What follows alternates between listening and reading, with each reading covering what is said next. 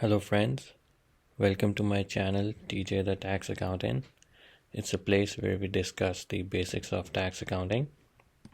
Before our topic of the day, please remember to subscribe to my channel and hit the bell icon so that you are updated with the most recent content that I'm putting up on my channel.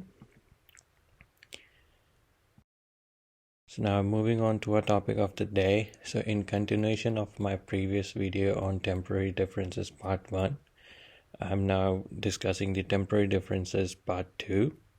So in this presentation, we'll discuss the balance sheet presentation, the account roll forward, and issues related to return to provision differences, which are associated with temporary differences. So now once you have identified your temporary differences, you need to report them on your balance sheet, and there's a specific way to report your deferred tax balances on balance sheet. So it's often known as jurisdictional netting. So you should be reporting either a DTA or a DTL on your balance sheet and not both DTA and DTL at gross amounts. So in our example, you can see that I have a DTL which is higher than my total DTA. So I would reduce my amount of DTL balance by the amount of DTA balance and then report a net DTL on my balance sheet rather than reporting both DTA and DTL at gross levels. And the second aspect of the temporary differences is the temporary difference rollover. So as we discussed in part 1, that temporary differences being in the nature of timing difference, they have to be rolled over from one period to other on your balance sheet. So the flow chart for rolling over the temporary differences should look something like this. So you would start with your opening balance, then you would adjust your opening balance with any return to provision adjustments. So we'll touch upon return to provision on next slide. Once you have your opening balance adjusted by RTPs, you will arrive at your adjusted opening balance for the current year. Then you would add or subtract your current year activity in your temporary difference to arrive at your closing balance, which in turn gets reported on your balance sheet. Moving on to return to provision. So what does return to provision mean? So when you are trying to calculate your temporary differences at the time of provision, you may come up with an amount which could be different than the amount you report actually on your tax return, and there could be several reasons behind that. There could be a difference in the estimate that accounting gave to you while you were doing your provision, or there could be a subsequent change in law which has a retrospective effect, or anything of that kind may create a return to provision difference. So if the RTP is related to your permanent difference, then it's gonna impact your tax expense, because if you remember, permanent differences affect your effective tax rate, whereas temporary differences do not. So any adjustment on account of RTP to temporary difference will only result in a balance sheet reclass, but it's not gonna impact your tax expense. So you record the RTP when you have determined with a reasonable certainty that there is an RTP that exists between your provision and tax return, and you should not wait for filing the tax return to book the RTP in your books of accounts. You should book it when you have calculated your RTP with a reasonable ascertainment that the number is good.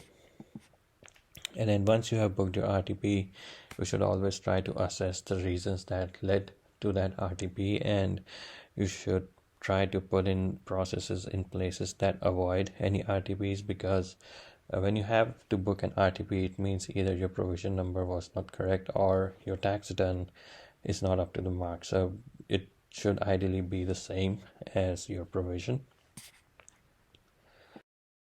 We'll quickly look at an example of a journal entry related to RTP. So in this example, you can see that at the time of tax provision, we calculated total permanent items to be of $300, but when it came to the tax return, we thought the add back of permanent items is only $200, which gave us a benefit of $100. And assuming a tax rate of 25%, we would book a journal entry wherein we will debit our current tax payable and credit tax expense to book the benefit for a reduced amount of add back to our income. Looking at an example of RDP for temporary difference. So in our example, you can see our temporary differences were estimated to be a reduction of $370, whereas on tax return we thought the reduction to the current income would be about $720, thereby giving us a benefit in current period or the current tax return of $350. And again, going by the rate of 25%, so we would book a deferred tax expense of $88 because we are in a way accelerating the use of our deferred tax asset, which we thought we would use in a future year, but we are using those deferred tax asset in the current year, which means that we have to book a deferred tax expense and then reduce your deferred tax liability. But on the other hand, since your current tax expense will go down, so you would book a benefit on your current tax expense for $88 and reduce your current tax payable by $88. So if you look at this, then this journal entry, then you would realize that from a P&L standpoint, your net tax nets to zero because your deferred tax has an expense of $88. Your current tax expense has a benefit of $88, which nets to zero. And on the balance sheet side, you are just reclassing your current tax payable to your deferred tax liability. All right, so moving on to the final frontier for temporary differences is the tax account roll forward. So it works quite similarly to what we saw previously in the temporary differences rollover. So the tax account roll forward is an extension of your temporary difference rollover, wherein you would, along with your temporary difference, you roll over the other tax related accounts like tax receivable, tax payable, and of course your deferred tax accounts. So you would create a schedule of reconciliation of tax accounts. You can analyze the tax payments, refunds, and any tax provision entries or any other adjustment that has been booked to any of your deferred accounts. Then you would identify the items recorded in tax accounts during the accounting period, and then you summarize those transactions for your financial statement presentation, so which in turn will give you a complete tax account roll forward.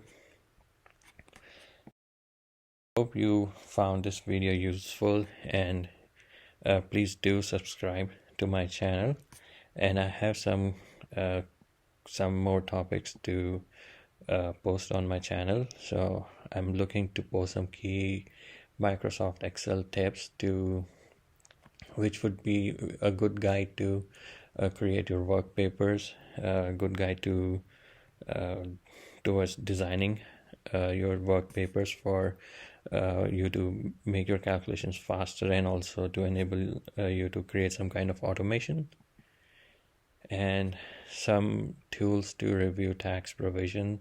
So certain key items are kind of a checklist that you should always keep with you when you are reviewing the tax provision, to make sure you are looking at everything that needs to be looked at. And then I can also create a video for going over some practical examples of tax accounting. Right? So thank you everyone. Thanks for watching this video, and once again, please do subscribe and like the channel. Thank you.